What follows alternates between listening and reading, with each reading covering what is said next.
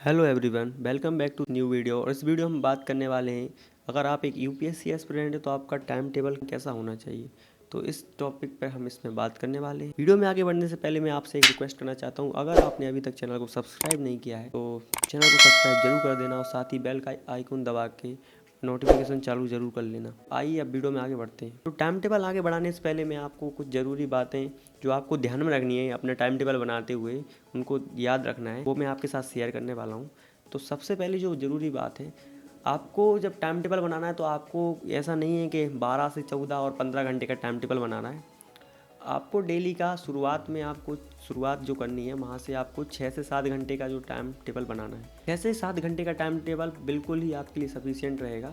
और शुरुआत में आप इसको 4 से 5 घंटे अपनी आदत डेवलप करने के लिए, जो सेल्फ स्टडी है उसके लिए आप इसको बना सकते हैं। दूसरी इम्पोर्टेंट चीज़ है, आपको सुबह में 1 से 2 घंटे अपने टाइम के अकॉर्डिंग आपको फिजिकल एक्टिविटी, योगा, मेडिटेशन ये ज़रूर अपने स्लॉट में रखना है। बट तीन जो बात करेंगे हम, पढ़ाई के स्लॉट्स को हमेशा छोटा रखना है, 1.5 से 2 घंटे। कभी भी 4 या फिर 3-4 घंटे के आप स्लॉट्स ना रखें, क्योंकि उससे आपको ज़्यादा बेनिफिट नहीं होगा। तो अपनी पढ़ाई के स्लॉट्स को आपको छोटा रखना है। नेक्स्ट चीज़ की बात करें तो आपको दिन भर में कम से कम 2 विषय पढ़ना है। आप अगर एक ही विषय पढ़ेंगे तो आप एक दिन पढ़ लेंगे, 2 दिन, और उसमें क्या है फिर बोर होने लगते हैं।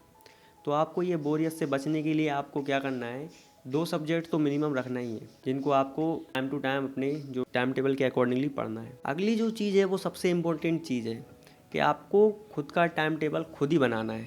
अब आप ये सोचेंगे कि अगर हमें खुद का टाइम टेबल खुद ही बनाना है तो आप ये वीडियो क्यों देख रहे हैं।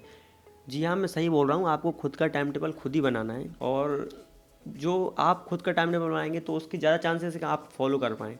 सपोज़ से मैं बोल दूँ आप 5 बजे उठ जाएँ, तो ज़रूरी नहीं आपको 5 बजे उठना है।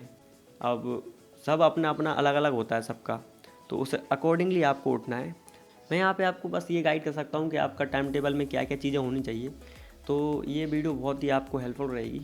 तो चलिए वीडियो को शुरू करते हैं। देखिए, जैसा कि मैंने बताया कि आपको सुबह 1 से या 1.5 घंटे आपको फिजिकल एक्टिविटी के लिए आपको रखना है। फिजिकल एक्टिविटी कुछ भी, आप योगा कर सकते हैं, मेडिटेशन कर सकते हैं, या फिर आप अगर बाहर नहीं जाना चाहते तो आप जॉगिंग, घर में ही जॉगिंग कर सकते हैं, आप स्क्वाट्स कर सकते हैं। तो आपको ये फिजिकल एक्टिविटी रखना ज़रूरी है।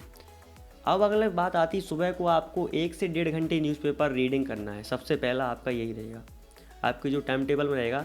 तो आपको न्यूज़पेपर रीडिंग करना है। अगर आपके पास न्यूज़पेपर अवेलेबल नहीं है या फिर आपको द हिंदू पढ़ने में प्रॉब्लम होती है, हिंदी मीडियम के वालों को ख़ास तौर पर, तो आप किसी भी यूट्यूब चैनल से, जो आप फेमस यूट्यूब चैनल है उस पर मैं वीडियो भी बना दूंगा आपके लिए एक, तो वहाँ से आप क्या कर सकते हैं, वहाँ से आप इसको देख सकते हैं। गाइस, वीडियो के नेक्स्ट पार्ट में बढ़ने से पहले मैं आपको बताना चाहता हूँ कि यदि आप यूपीएससी का जो जीएस है वो पूरा अच्छे से कंप्लीट करना चाहते हैं, वो भी इंडिया के जो टॉप यूपीएससी फैकल्टी है क्वालिफाइड, उनके द्वारा आप पढ़ना चाहते हैं, तो आपको मैं एक के बारे में बताना चाहता हूँ जिसका नाम है प्रेप लेटर।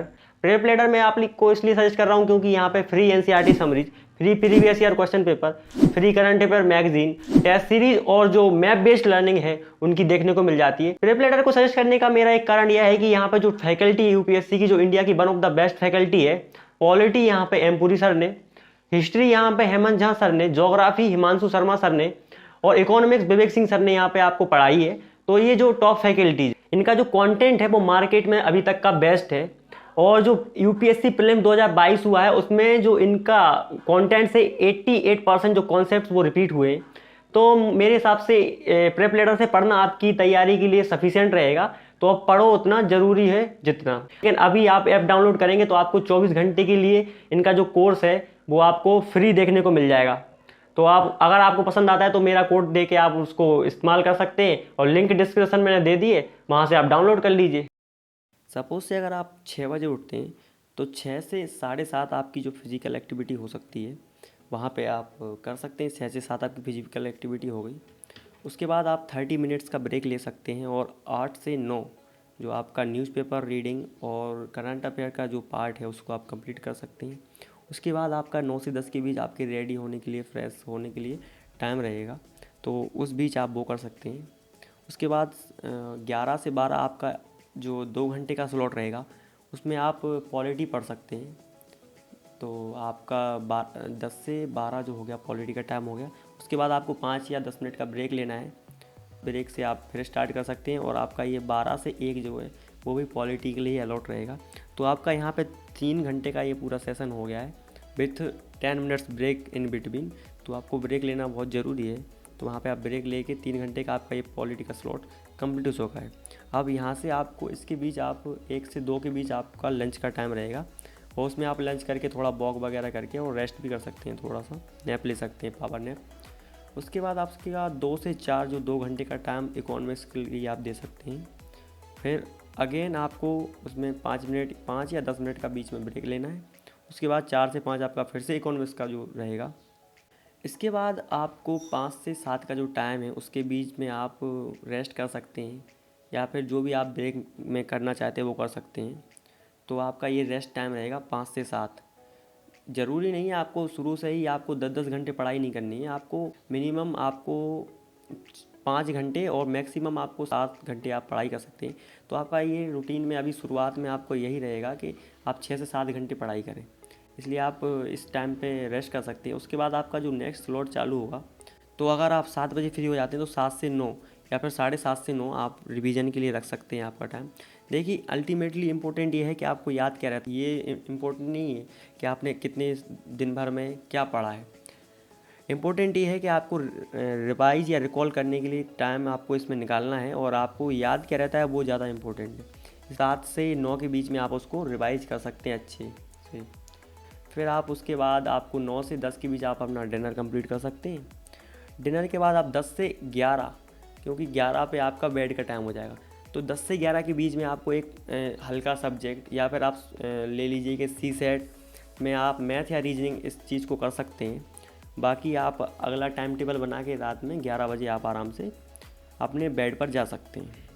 तो ये मेरे हिसाब से आपका एक टाइम टेबल होना चाहिए शुरुआत में।